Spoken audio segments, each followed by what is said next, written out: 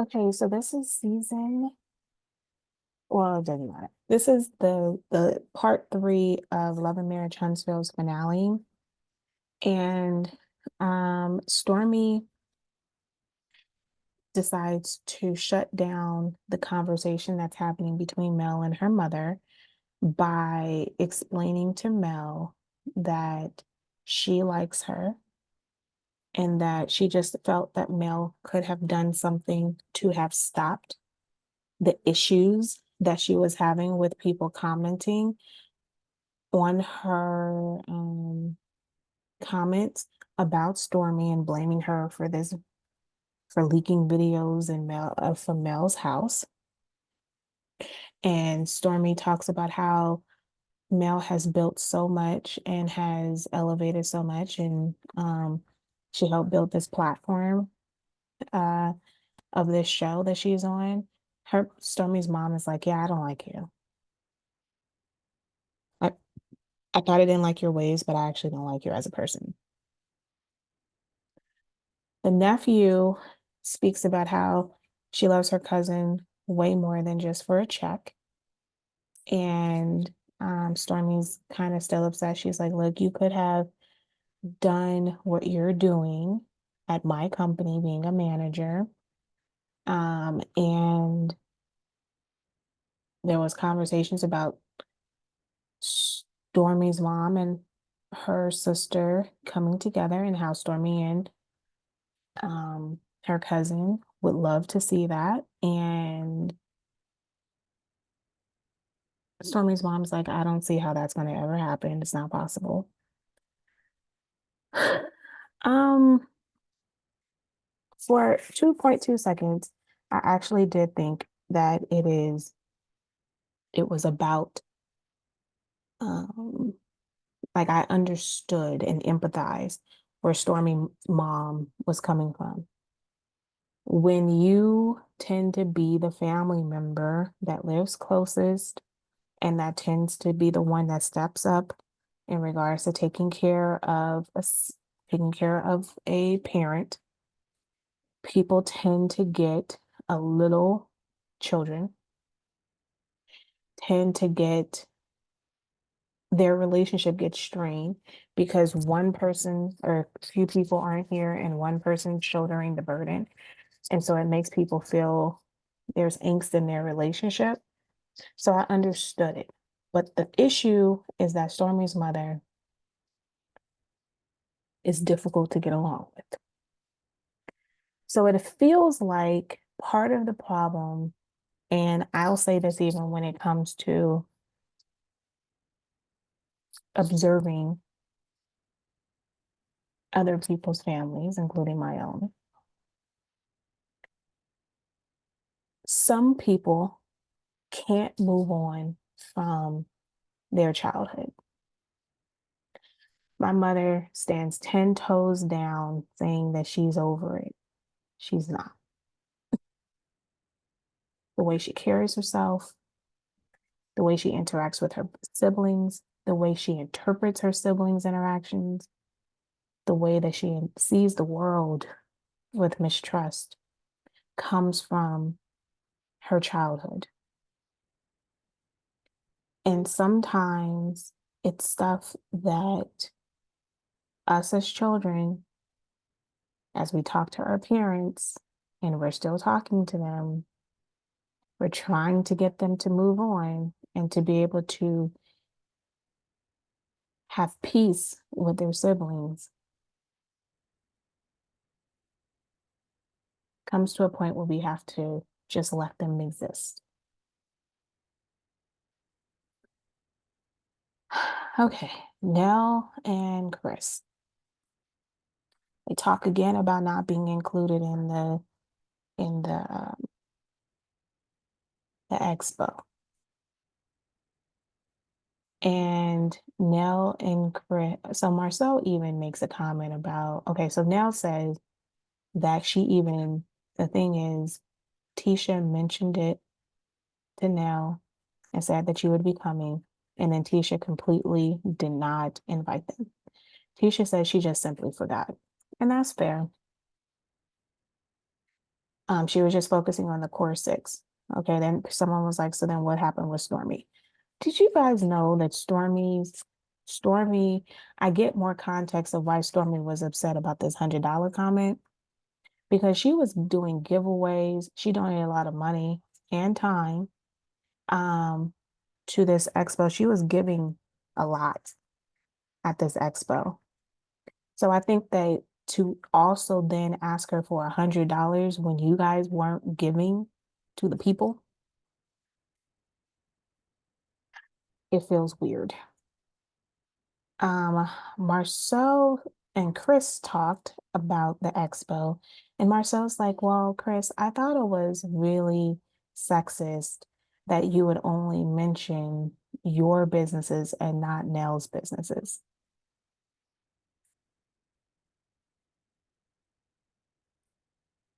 Um,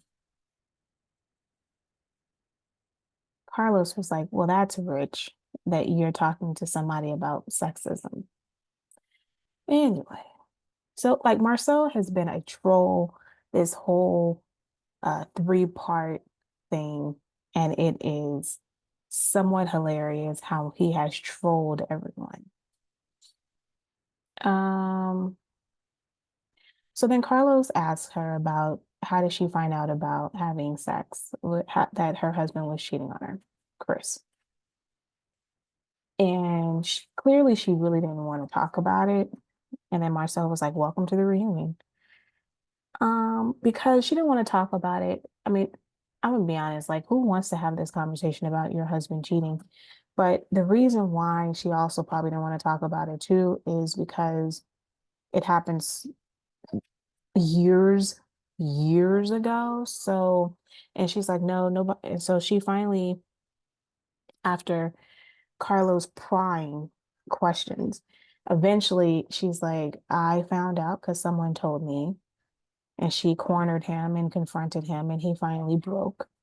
So then they asked him, how many people did you cheat on? Was it just multiple, was it multiple people or was it just one person? He's like, it's just one person.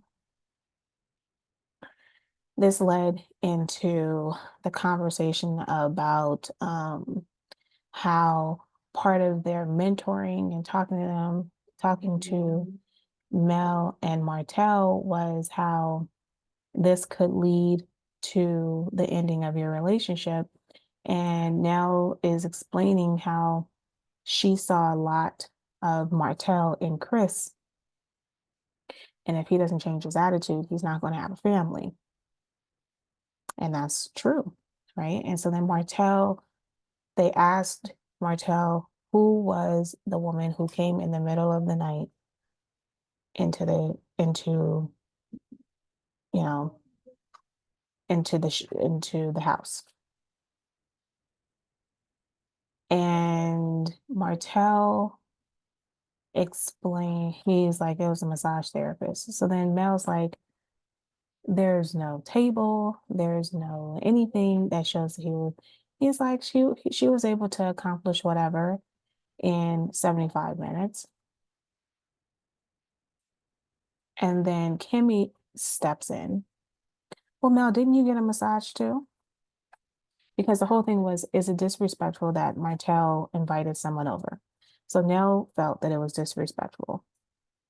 Kimmy chimes in. Didn't you get a massage too? And she looks, Melly's like, yes, I got a massage. It was a female masseuse. And like, well, how did you have a female masseuse coming? She explained that she got it on the app because she travels. And then she even says, before I tell my answer, I'm gonna need Martell to not copy my answer. So Martell begins, he's like, yeah, it's the same thing. I found him on the app. And they're like, you mean Zell, Zelle.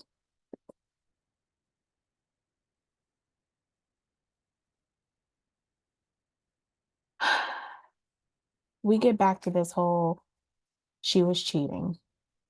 And she's like, all these years, where's the proof? You lie constantly. And he's like, stop calling me a liar. Okay. So then you have there was a conversation about how Martell was talking to Nell and was disrespectful. he says that women should not be talking to men this way, and that Chris looked at it as a brother and a sister screaming at each other. And then Nell was like, look, you have me in your business. You brought me into your business. Women can have a voice and they can speak. Um, Martell would not. Mel was like, it was disrespectful. They are our elders. They didn't like that. Um, but it's the truth. And we should not, it doesn't matter what's happening, it should not get to that level of disrespect where I should be disrespecting and screaming about you. And I think that's a legitimate point. Um,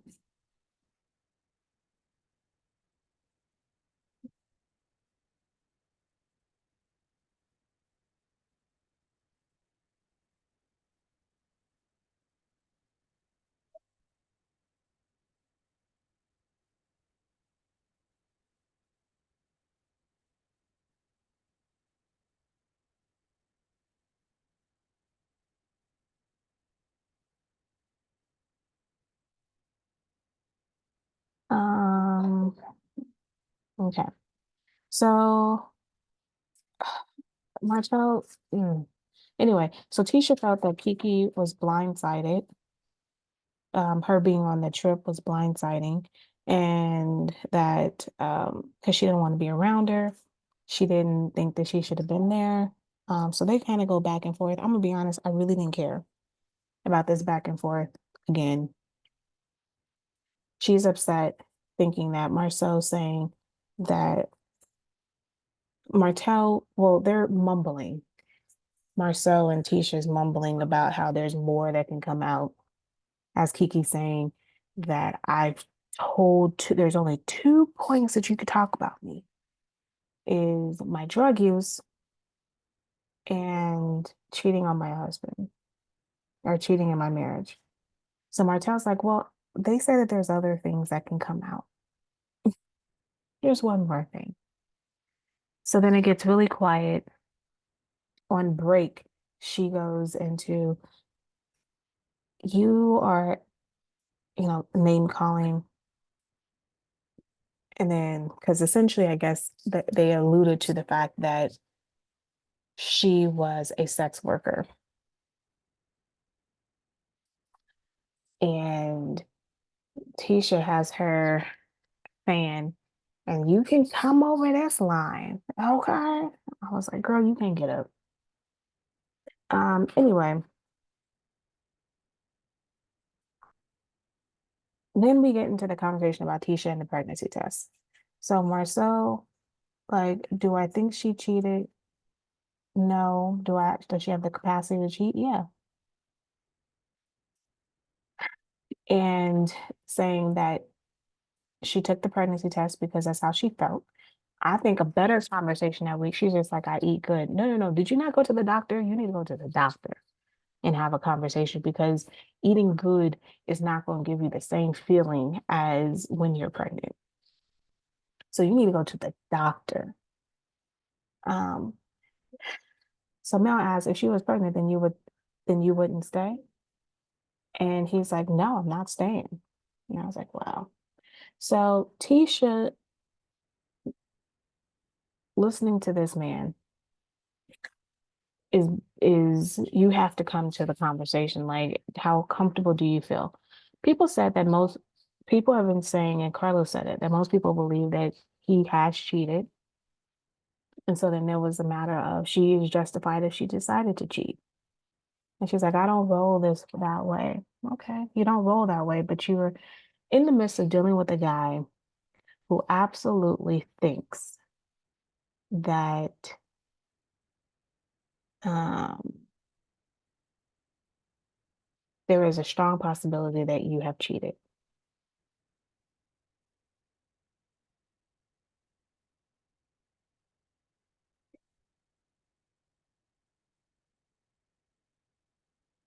And I think that is the conversation that you need to ask yourself. How is it, and is it okay to be with a man who absolutely thinks that the fact that you have taken a pregnancy test, that it is a strong possibility that you have cheated? By the way, I think we need to have a bigger question of, is he really now treating you based off of that idea? And that's the big question that I think that we should have. And is he going to get, is it the big payback that's happening at your house? Now, I was listening to other people's reviews. Actually, I was listening to Carlos speak about his show. And he was talking about the conversation about Monster. And I'm going to be honest, I didn't put it in my review because it went over my head. I literally was not paying attention to that at all. So, my bad. Um, I don't know how I mean, yeah, I really didn't care. So, honestly, this whole reunion, Kimmy, Kimmy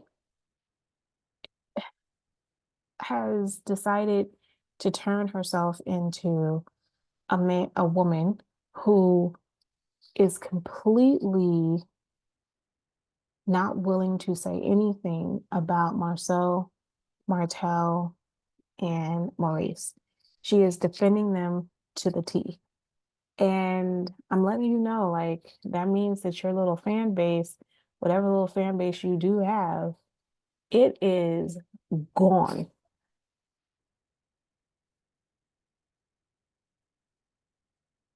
You don't have one. I don't have one. I mean, I definitely am not your fan. And Kimmy, I liked you. I really, really did. I know that we're D9 sisters, and I just thought that you were strong, intelligent, open, and to see you whittled away to stand there, to the way that you've been speaking in regards with Mel, I just was like, you know what? Throw Kimmy to the side. I am so disappointed. I have nothing to say at the moment. It is disappointment after disappointment after disappointment. And I don't know. And so I'm sorry, y'all, if you wanted a little catch up on the parenting issues of Monster and his lack of participation and being around the house, and how Maurice doesn't seem to care if his son is a decent dude and helping his stepmom out. I frankly don't care. So I stopped listening. So I apologize. I was doing Legos. Okay. See you later. Bye.